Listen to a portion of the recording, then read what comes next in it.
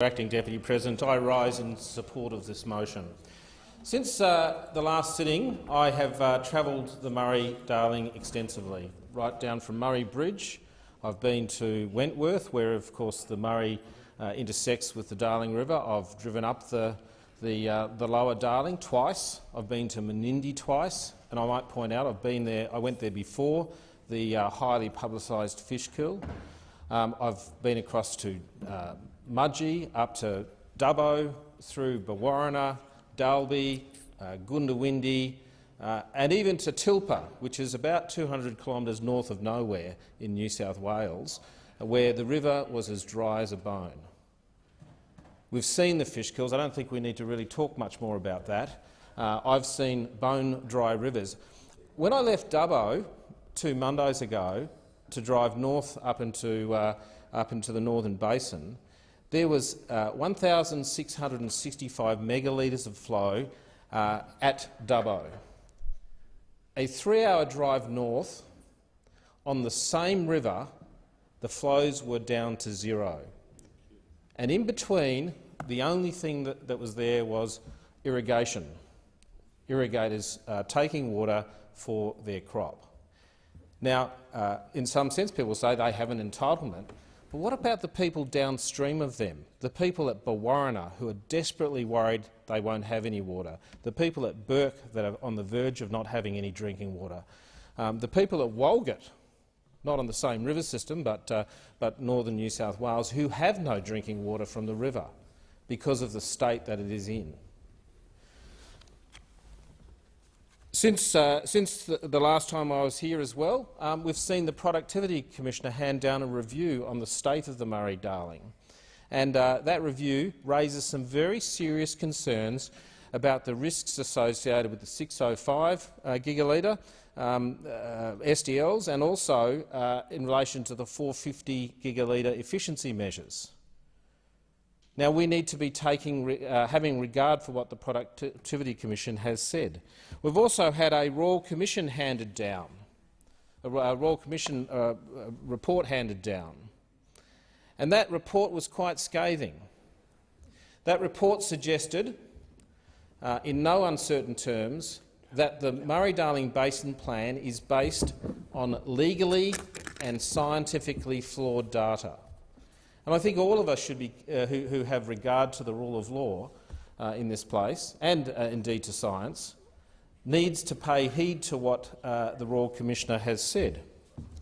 The Royal Commissioner also raised allegations of maladministration and political interference. Not my words, they're the words of the Royal Commissioner. And yet the response to the Royal Commissioner was indeed disappointing at best. In fact, quite disrespectful in some instances. Now, I've just been looking at the resume of Mr Walker, an eminent QC. He was appointed for 3 years as the inaugural Independent National Security Legislation Monitor, a very important role in the context of national security. He's run special commissions into the Sydney Ferries Corporation.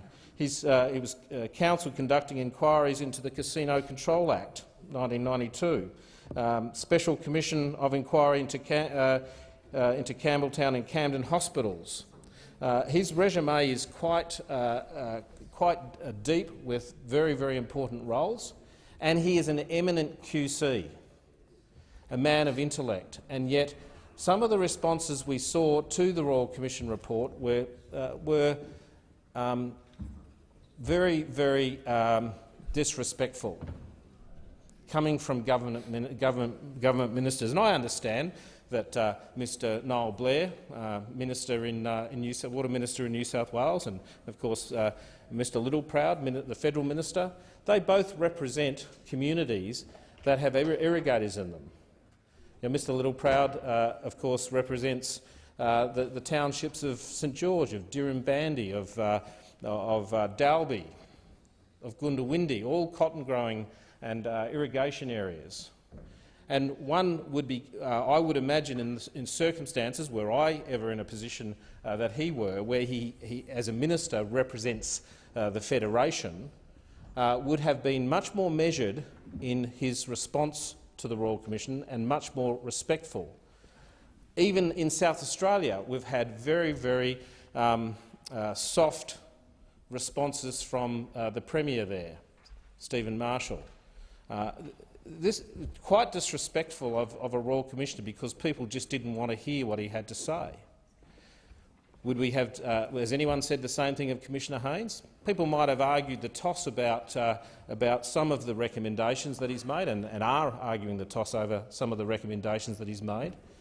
But they're not playing the man; they're playing the ball, and that's the appropriate way in which we should be approaching the report of the Royal Commissioner.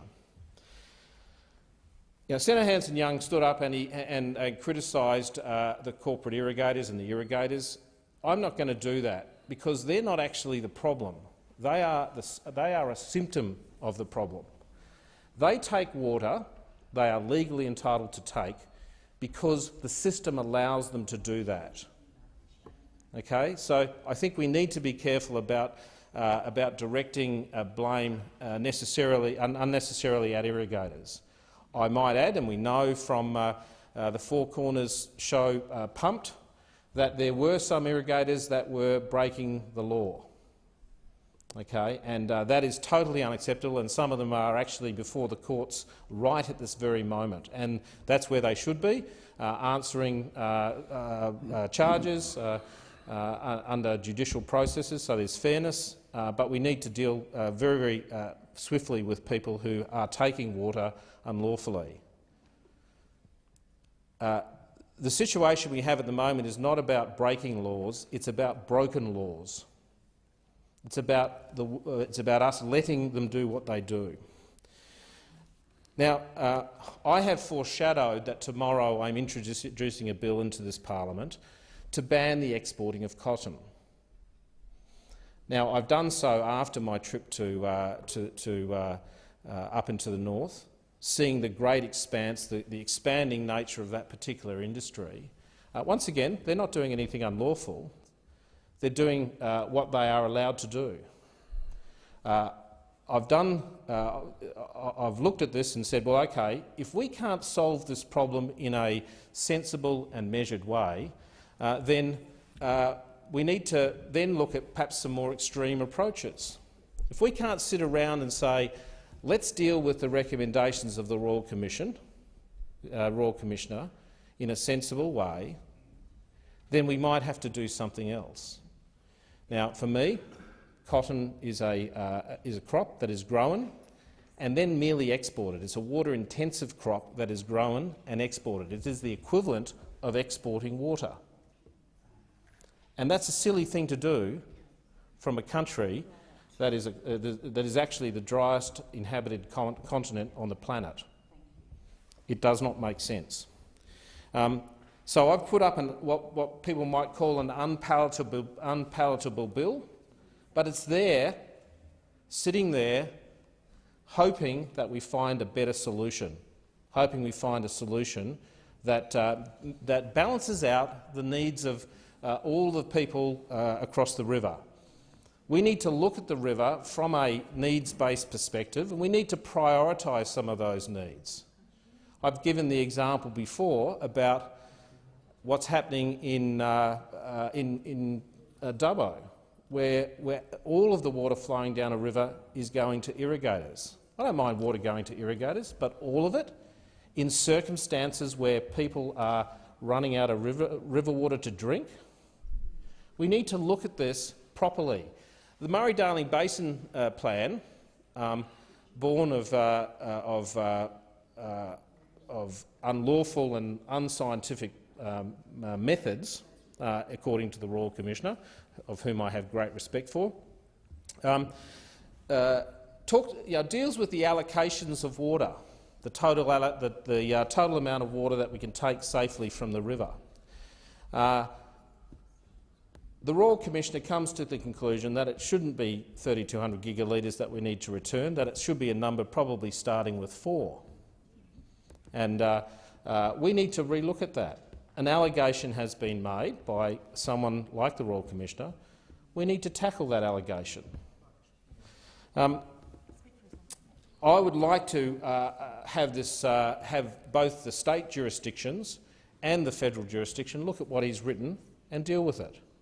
And if not, there's an awful bill that I've put up that only requires passing by this parliament to be enacted into law. It is the total domain of the Federation, of course, to deal with matters such as export. So we need to be looking at allocations. We need to be looking at the SDL projects, because we know from the Productivity Commission report that there is risk associated with the delivery of that 605 gigalitres. We need to look at the 450 efficiency measures. We know there is risk, and where there is risk we must manage it properly.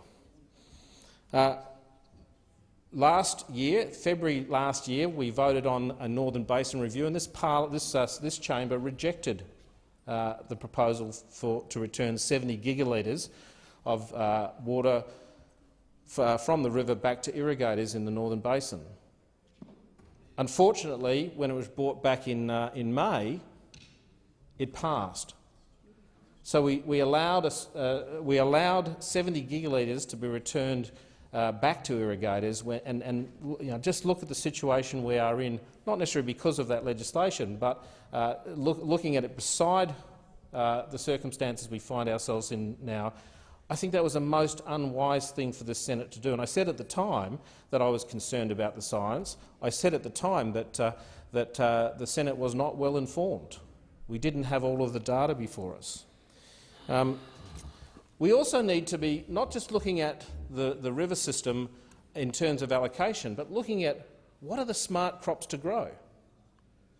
Looking at it and saying, is it right to grow cotton? Is it right to grow almonds? Is it right to grow permanent crops? Is it right to grow seasonal crops? And what is the right sort of mix of those crops? That's how we should be approaching this problem. But instead we've got denial and we've got conflict across this chamber and indeed right across the community.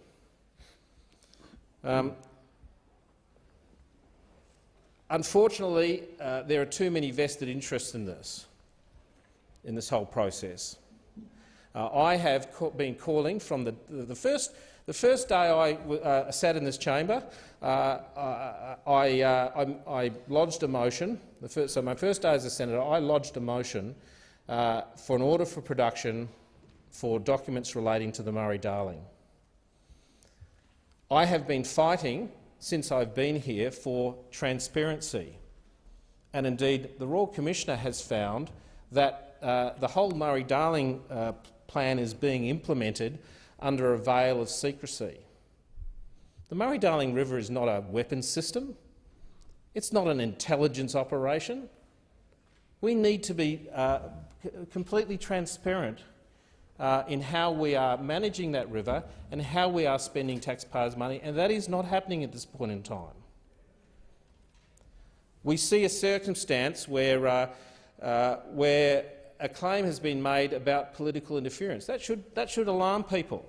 And indeed, I know Senator Hanson-Young is proposing to put forward a Royal Commission, a federal Royal Commission, and we know that Brett Walker was feted in his inquiry because the federal government would not cooperate with him. The Murray-Darling Basin Authority would not cooperate with him. Other states would not cooperate with him. Now, in a circumstance where questions have been raised as to governance, political interference and maladministration, it is appropriate that we look at things like Royal Commissions, because it doesn't matter what you do to fix the plan.